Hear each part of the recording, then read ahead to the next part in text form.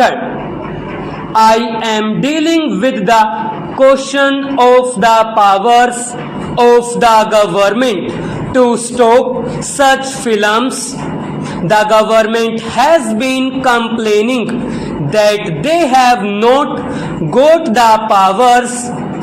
My point is that the power is there, and if this power is exercised fully and properly, there need be no resolution like this, because the whole purpose of the resolution is that the moral standards of the country should not go down. Sir, in this connection, all that the government can do is to cut out the objectionable part of the pictures. They cannot force the producers to produce a particular type of picture. It is only in those countries where it is undertaken by the government that it may be possible that the government may produce pictures of the type which the honorable members might approve. It is absolutely open to the producers to produce any picture which they think is a best entertainer as well as a good instructor. But you cannot force, and the government has no power, and the government will never have the power, or the house can never give the government the power to force the producer to produce a particular type of picture. It is only a government undertaking that could do that. But in this connection, I do wish to emphasize one point, that these pictures, objectionable or not objectionable, should not be open to boys under a particular age. If you are convinced that these pictures are likely to have a baneful influence, you must stop them. But at the same time, we must have pictures for children. We all know that Russia, Czechoslovakia, Poland, and other totalitarian countries are having excellent children's pictures, but we must not forget that these children's pictures are produced by the government. There is a double purpose in producing these pictures. It is not only to give instruction and entertainment to children, but there is a particular type of education which they want to give to the children, and particular ideas which they want to put into the heads of the children, and so it is undertaken by the government. It is not at all an economic proposition.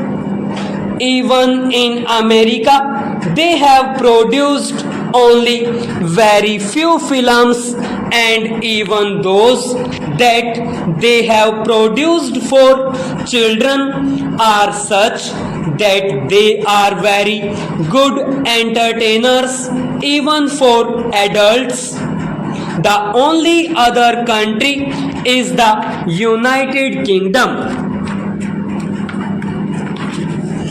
which has made an attempt in this direction through private enterprise, but there are philanthropists who have devoted themselves exclusively for this purpose, who, without desiring any profits for themselves, have been prepared to undergo any loss, and it is only through those people in UK that they could produce really marvelous pictures for children.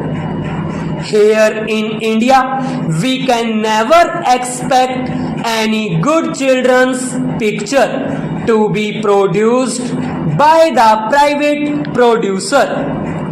I know that the government of India has even set apart an award for it, but that award will be of no avail.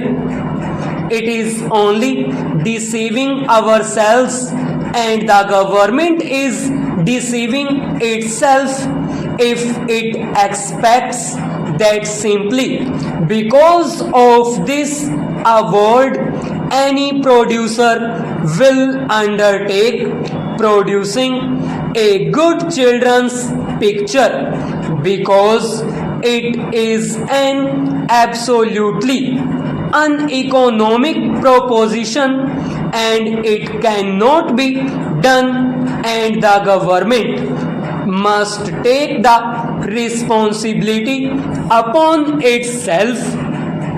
The information department in its films division should produce good children's pictures, and those pictures should not only be preaching morals, but they should be good entertainers, and only if we could do that can we give something to the children which would be more attractive and where they will be more interested, and along with the entertainments and interest they could get instructions even without being told that these are meant for education. Then and then alone we can have some good results, and we can save our children, and we can really impart good instruction to our children through such films. Otherwise, when you go to the picture, you are not going there simply for instruction and learning morals. The main purpose of seeing a picture is to have entertainment, and certainly it should not be obscene or objectionable, and to stop that the government has already been given enough power, and I say that the government is exercising that power.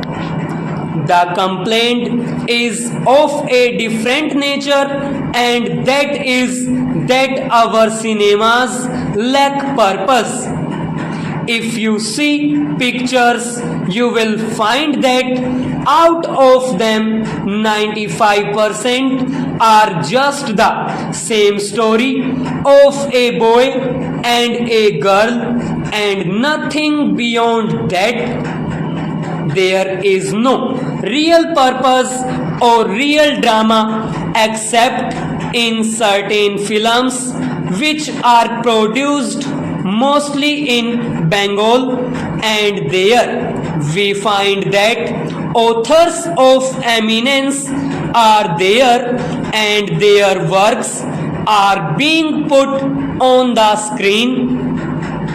These are people for whom we have very great respect even in the film line, who are very seriously thinking about this matter and who are quite alive to their responsibilities. Such films should be given encouragement by the government, not through the censor board but by the government.